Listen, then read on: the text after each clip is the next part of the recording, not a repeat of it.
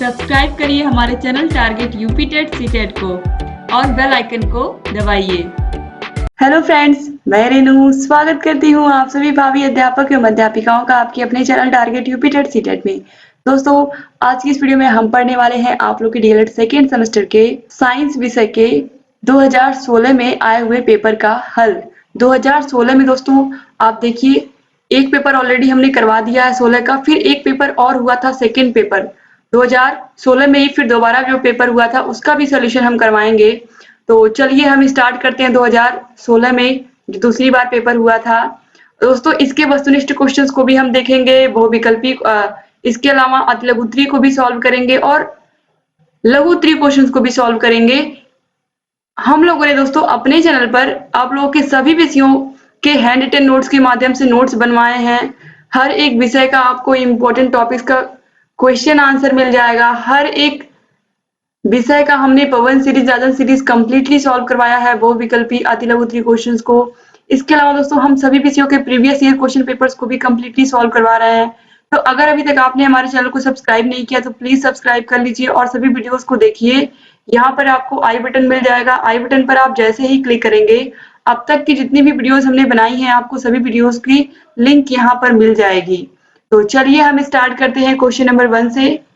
Elisa परीक्षण किया जाता है। ये क्वेश्चन बहुत ही इंपॉर्टेंट है। ये क्वेश्चन कई साल आप लोग के एग्जाम में पूछा गया है और देखिए 2016 में भी ये क्वेश्चन पूछा गया है। तो एलिसा परीक्षण किया जाता है कैंसर में, क्षय में, एड्स में या टाइफाइड में। आपको अच्छे से पता है कि ये परीक्षण एड्स में किया जाता है, ठीक है। तो आप याद रखिएगा कि ये किसके लिए होता है, एड्स के लिए होता है। इसके बाद हम आगे बढ़ेंगे। क्वेश्चन नंबर 2 है, नाइट्रोजन अणु में होता है त्रिक आयनिक बंध, एकल सहसंयोजी बंध, द्विसंयोजी बंध या फिर त्रिक सहसंयोजी बंध। तो राइट आंसर यहाँ पर है ऑप्शन द त्रिक सहसंयोजी बंध। क्वेश्चन नंबर 3 है, किसी तत्व का परमाणु क्रमांक 15, द्रव्यमान संख्या 40 है, उस तत्व के नाभिक में न्यूट्रॉनों की संख्या कितनी होगी। दोस्तों, इसको हम इस तरीके से निकालेंगे। इसका जो फॉर्मूला होता है वो होता है, यहाँ पर देखिए, सबसे पहले परमाणु क्रमांक धन न्यूट्रॉनों की संख्या बराबर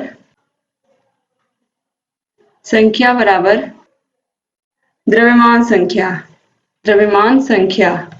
तो अब देखिए आप यहाँ पर परमाणु क्रमांक है दिया हुआ है, उसका टोटल कितना है यहाँ पर आप देखिए 15 दिया हुआ है, प्लस न्यूट्रॉनों की संख्या हमें नहीं पता है तो यहाँ पर हम x रख देते हैं, बराबर द्रव्यमान संख्या। यहाँ पर देखिए तो बराबर द्रव्यमान संख्या बराबर 40 दिया हुआ है। अब आप देखिए, अब यहाँ पर आप x को यहीं पर रहने दीजिए, यहाँ पर इसको वापस 15 को उधर भेज दीजिए। तो ये हो गया 40 में से 15 जाएगा तो ये आ जाएगा आपका 25। तो यहाँ पर आप देखिए न्यूट्रॉनों की संख्या कितनी हो जाएगी, ऑप्शन द 25। तो परमाणु क्रमांक धन न्यूट्रॉनों की संख्या बराबर परमाणु द्रव्यमान संख्या या द्रव्यमान संख्या। तो इस तरीके से आप निकाल सकते हैं। तो अब हम आगे देखेंगे क्वेश्चन नंबर 4। दाएं निलय से अशुद्ध रुधिर किस अंग में चला जाता है, फेफड़े में, हृदय में, त्वचा में या फिर यकृत में। तो दाएं निलय से अशुद्ध रुधिर फेफड़े में चला जाता है। क्वेश्चन नंबर 5 है, पेट्रोल में होती है, चाहे पेट्रोल हो या डीजल हो या फिर एलपीजी गैस हो, ये सभी क्या है, ये सभी रासायनिक ऊर्जा है। क्या है, रासायनिक ऊर्जा है। जब हम गाड़ी में पेट्रोल डालते हैं या डीजल डालते हैं तो उसे हम रासायनिक ऊर्जा देते हैं, जो कि उस गाड़ी को चलाने में क्या करती है, वही ऊर्जा यांत्रिक ऊर्जा में, जब गाड़ी चलने लगती है तो वही रासायनिक ऊर्जा यांत्रिक ऊर्जा में कन्वर्ट हो जाती है। तो यहाँ पर आप देखिए ऑप्शन द जो है ये बिल्कुल सही है। तो आप याद रखिएगा, ये क्वेश्चन बहुत ही महत्वपूर्ण है। क्वेश्चन नंबर 6, अब यहाँ से अतिलघुत्तरीय क्वेश्चन से स्टार्ट होते हैं, चलिए देखते हैं। क्वेश्चन नंबर 6 है, सिरके का रासायनिक सूत्र लिखिए। बहुत आसान है, एसिटिक एसिड इसको हम बोलते हैं, CH3COOH सिरके का ये रासायनिक सूत्र है। क्वेश्चन नंबर 7 है, मेस्टन हल का मुख्य कार्य क्या होता है। मेस्टन हल का मुख्य कार्य दोस्तों क्या होता है, यह ऊपर की मिट्टी को नीचे तथा नीचे की मिट्टी को ऊपर करता है, जिससे कि जो मिट्टी की उर्वरता है वो बनी रहती है और मिट्टी में अच्छे से उर्वरक को आप कोई भी चीज उसमें डालेंगे मिट्टी में तो अच्छे से वो मिट्टी में मिल जाता है, यही कार्य होता है मिश्रण हल का। क्वेश्चन नंबर 8 है नवीकरणीय व अनवीकरणीय संपदा में मुख्य अंतर लिखिए। दोस्तों नवीकरणीय और अनवीकरणीय ये अब बताने की जरूरत नहीं है, कई बार मैंने बताया है, फिर भी मैं यहाँ पर आप लोग को बताऊंगी। नवीकरणीय मतलब ऐसी ऊर्जा के स्रोत जो नए हैं और अनवीकरणीय का मतलब ऐसे ऊर्जा के स्रोत जो पुराने हैं। अब ऐसे पुराने का मतलब क्या, चलिए देखते हैं। पुराने का मतलब पेट्रोल, डीजल, कोयला,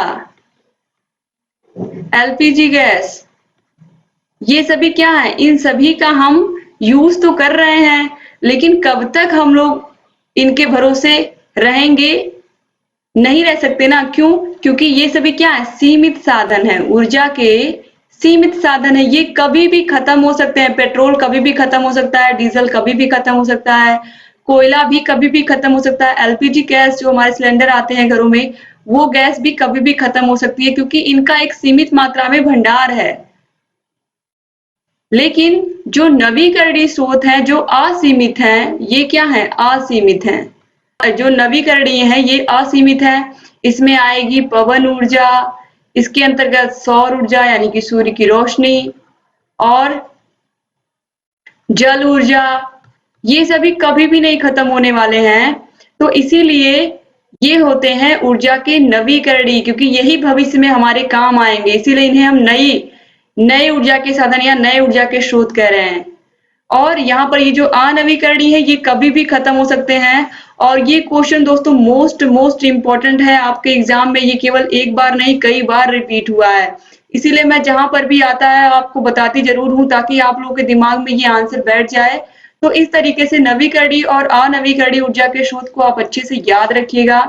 नवीकरणीय संपदा वह है जो भविष्य में समाप्त नहीं होगी, जबकि अनवीकरणीय संपदा भविष्य में समाप्त हो जाएगी। तो भविष्य में समाप्त होने वाली कौन सी है, यहाँ पर आप देखिए, जो कि सीमित है, जो कि पुराने हैं, जिन्हें हम अनवीकरणीय के नाम से जानते हैं, यानी कि वो नए नहीं है। और जो नए हैं वो ये कभी भी खत्म नहीं होंगे, भविष्य में भी ये हमेशा रहेंगे। तो इसीलिए पवन ऊर्जा, सौर ऊर्जा, जल ऊर्जा, ये सभी क्या है, नवीकरणीय साधन है ऊर्जा के। अब इसके बाद क्वेश्चन नंबर 9 है वसा में घुलनशील 2 विटामिनों के नाम लिखिए। तो वसा में घुलनशील और जल में घुलनशील, इसको भी मैंने बहुत ही अच्छे से ट्रिक के माध्यम से आप लोगों को बताया था। चलिए एक बार फिर से बता देती हूँ मैं। इस तरीके से मैंने बताया था कि एक गिलास आप पानी लीजिए, कांच का गिलास, उसमें आप कीड़ा डालिए। आपने कीड़े को इसमें डाला तो क्या कीड़ा पानी में अवशोषित होगा, जल में अवशोषित होगा? नहीं होगा ना। तो यानी कि ये किस में अवशोषित होगा, वसा में अवशोषित होगा। तो विटामिन ए, डी, ई और के, ये कीड़ा, ये याद रखिएगा आप, इसको आप कीड़ा समझिए, ठीक है। विटामिन ए, डी, ई और के को इस तरीके से याद रखिए कि जो कीड़ा होता है वो जल में नहीं घुलता है, ये किस में घुलता है, वसा में घुलता है। और जो विटामिन बी और सी होते हैं ये जल में घुलनशील होते हैं। ये क्या होते हैं, ये जल में घुलनशील होते हैं, यानी कि जब आप इनको बी और सी को डालोगे जल में तो ये घुल जाएंगे। तो बी सी जल में घुलनशील है, जबकि ये के ई डी ए ये घुलनशील नहीं है। बस इस तरीके से आप याद रख सकते हैं। क्वेश्चन नंबर 10 है टीकाकरण क्या है, लिखिए। चलिए देखते हैं टीकाकरण। टीकाकरण उपयुक्त समय पर रोगजनक की थोड़ी सी मात्रा शरीर में पहुंचाने से एक विशेष प्रकार के रोगों के विरुद्ध प्रतिरोध क्षमता विकसित हो जाती है। इस विधि से रोगों का उपचार टीकाकरण कहलाता है। बच्चों में बीसीजी का टीका प्रथम बार जन्म से 9 माह के अंदर व दूसरी बार 5 वर्ष बाद लगवाना चाहिए, ठीक है।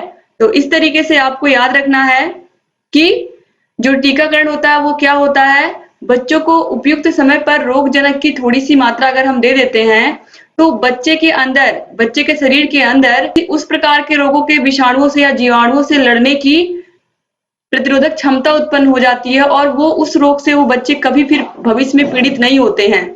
तो इसीलिए बीसीजी का टीका लगता है, चेचक का टीका लगता है, और इस तरीके के टीके लगते हैं ताकि भविष्य में बच्चे को उस तरीके के रोग ना हो। क्वेश्चन नंबर 11 है सरल मशीन कितने प्रकार की होती है, लिखिए। सरल मशीनें 5 प्रकार की होती हैं, याद रखिएगा। ये क्वेश्चन भी बहुत ही इंपॉर्टेंट है। उत्तोलक, पेंच, झुकातल, घिरनी, पहिया और धुरी। तो उत्तोलक, पेंच, झुकातल, घिरनी, पहिया और धुरी, एकदम अच्छे से आप लोग इसको याद रखिएगा। अब यहाँ पर हम लघु उत्तरीय क्वेश्चंस पर आते हैं। क्वेश्चन नंबर 12 है, मनुष्य में कितने प्रकार के दांत पाए जाते हैं, उनके नाम एवं कार्यों को संक्षेप में समझाइए। तो संक्षेप में चलिए हम देखते हैं। सबसे पहले दांतों के प्रकार।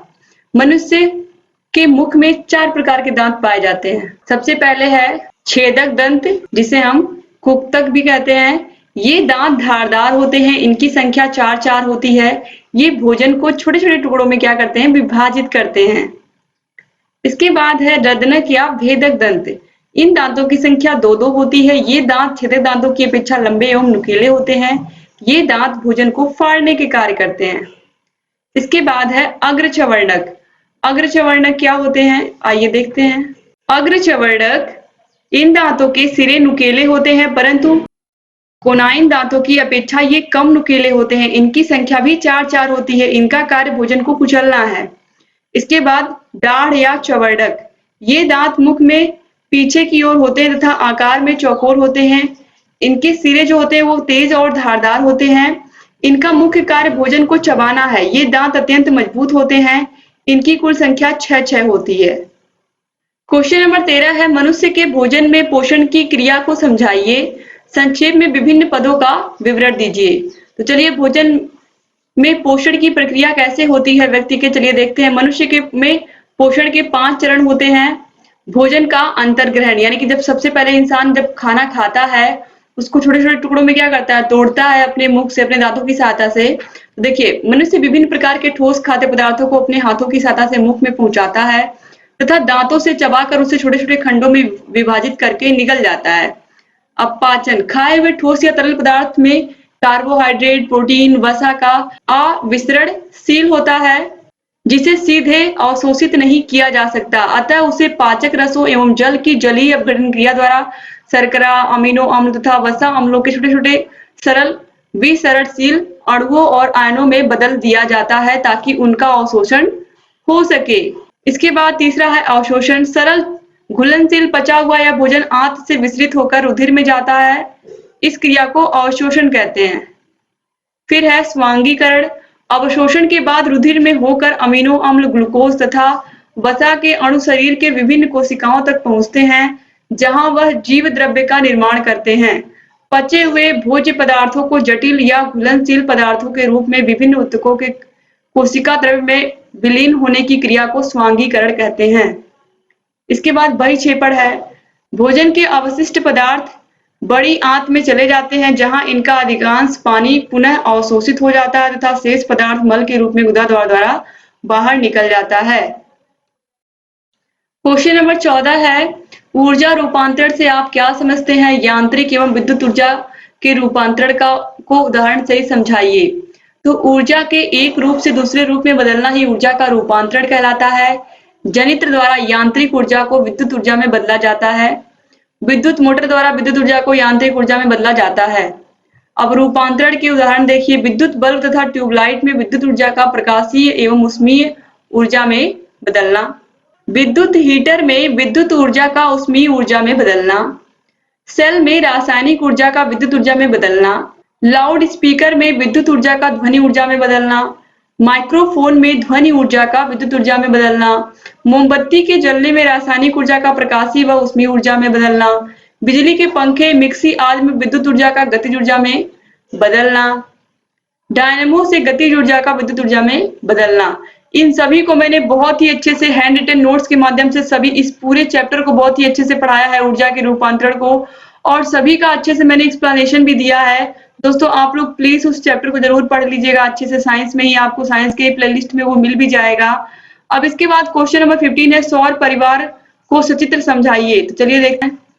ये है सौर परिवार।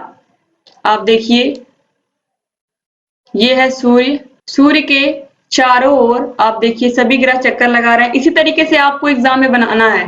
सबसे पहले बुध है, उसके बाद शुक्र है, फिर पृथ्वी है, फिर मंगल है, उसके बाद आप देखिए फिर बृहस्पति है, बृहस्पति के बाद फिर देखिए शनि है, शनि के बाद फिर देखिए यूरेनस है और उसके बाद फिर यहाँ पर आप देखिए यहाँ पर नेपच्यून है और ये है प्लूटो। तो इसको तो बनाना ही है प्लूटो को, क्योंकि इसको ग्रह की श्रेणी से हटा दिया गया है, तो आपको नेपच्यून तक बनाना है। ठीक है, तो बुध, शुक्र, पृथ्वी, मंगल, ये 4 हो गए।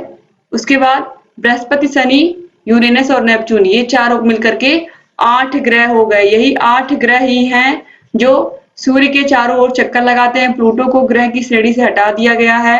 तो इन्हीं 8 ग्रहों का आपको इस तरीके से फिगर बनाना है। आप देख लीजिए अच्छे से। सूर्य से दूरी के बढ़ते हुए क्रम में यहाँ पर दिया गया है। सबसे नजदीक बुध है और जो शुक्र ग्रह है इसे पृथ्वी की बहन कहा जाता है। इसे सांझ का तारा या भोर का तारा भी कहा जाता है या चमकीला ग्रह भी कहा जाता है शुक्र ग्रह को। ये बहुत ही इंपॉर्टेंट क्वेश्चन है, कई बार आपके एग्जाम में पूछा भी गया है। क्वेश्चन नंबर 16 है, भोजन में कौन कौन से पोषक तत्व पाए जाते हैं? प्रोटीन की कमी से कौन कौन से रोग हो जाते हैं? देखिए दोस्तों, कार्बोहाइड्रेट, प्रोटीन, विटामिन, खनिज लवण, ये सभी चीजें पाई जाती हैं भोजन में। इसके अलावा वसा, ये सभी चीजें आप यहाँ पर आप देख सकते हैं। ये पोषक तत्व जो भी हैं ये बहुत ही महत्वपूर्ण होते हैं व्यक्ति के शरीर के लिए। और प्रोटीन की कमी से कौन कौन से रोग होते हैं? देखिए, क्वासिक्योर और मेरेस्मस, नाम आप याद रखिएगा। क्वेश्चन नंबर 17 है, आवर्त सारणी के किसी आवर्त पीरियड में बाएं एवं दाएं चलने पर, बाएं से दाएं यहाँ पर होगा दोस्तों, बाएं से दाएं चलने पर विद्युत धनात्मक गुण एवं धात्विक गुणों में क्या परिवर्तन होता है? उदाहरण देकर समझाइए। तो देखिए आप यहाँ पर इस तरीके से सोडियम, मैग्नीशियम, एल्युमिनियम, सिलिकॉन, इस तरीके से फास्फोरस, सल्फर, क्लोरीन। तो यहाँ पर आप देखिए ये विद्युत धनात्मक हैं। कौन कौन?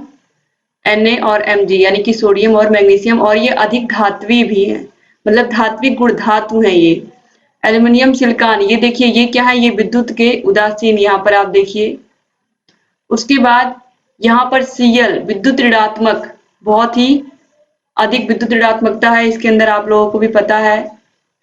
तो इस तरीके से यहाँ पर देखिए कम धात्वी या अधातु। तो बाएं से दाएं जब हम चलेंगे तो धात्वी क्षमता क्या होती है? घटती, यानी कि पहले धातु था फिर धीरे धीरे अधात्विक हो जाता है तत्व। और विद्युत धनात्मक था शुरू में बाएं साइड से, और जब हम दाएं साइड गए तो विद्युत ऋणात्मकता हमें मिली। क्वेश्चन नंबर 18 है, खेती में प्रयुक्त कल्टीवेटर का नामांकित चित्र बनाइए। तो ये रहा कल्टीवेटर का चित्र, बहुत ही आसान है।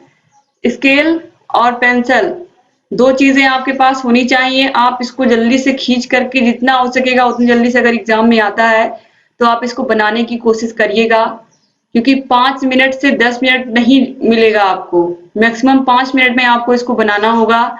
तो आपको जल्दी जल्दी इसको बनाना होगा। तो इसके लिए प्रैक्टिस जब तक आपकी नहीं रहेगी जब तक आप एग्जाम में नहीं बना पाएंगे। तो प्रैक्टिस बहुत जरूरी है, मोस्ट इंपॉर्टेंट है आपके एग्जाम में अच्छे मार्क्स लाने के लिए। तो ये देखिए ये है हत्था, इसके बाद ये पूरा इसका फ्रेम है। इस तरीके से आपको नामांकित चित्र बनाना, सारी चीजें लिखनी भी होंगी। ये है कुदा, ये है पहिया, और ये इसके क्या है? ये इसके हल हैं।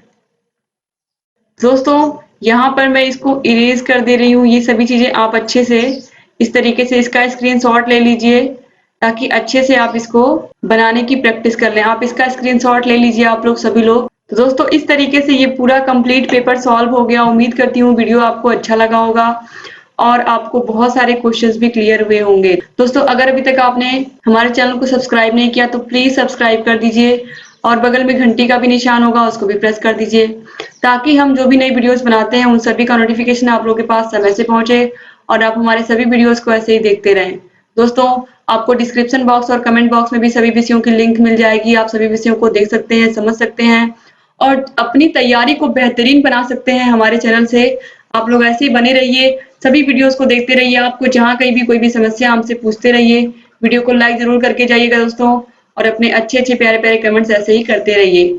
और अपने सभी फ्रेंड्स को भी वीडियो को शेयर करना ना भूलें। अपने कॉलेज ग्रुप में, व्हाट्सएप ग्रुप में जितना हो सके अधिक से अधिक प्रशिक्षुओं को जोड़ें हमसे, ताकि हम भी और जितने अधिक प्रशिक्षु हमारे साथ रहेंगे सबके साथ मिल करके आप लोगों के लिए और अच्छा करेंगे। तो बहुत खुशी होती है जब आप लोग अधिक से अधिक संख्या में जुड़ते हैं, लाइव क्लास भी देखते हैं। तो बस ऐसे ही बने रहिए दोस्तों, आप लोगों के लिए अच्छे अच्छे वीडियोस मैं लगातार लेकर के आती रहूंगी। और आप लोगों के हर एक विषय की तैयारी को बहुत अच्छा बनाऊंगी। तो एक बार फिर से आप लोगों का बहुत बहुत धन्यवाद। मिलते हैं नेक्स्ट वीडियो में, तब तक अपना ख्याल रखिएगा, अपने परिवार का ख्याल रखिएगा और ऐसे ही हमारे चैनल से बने रहिएगा। जय हिंद दोस्तों।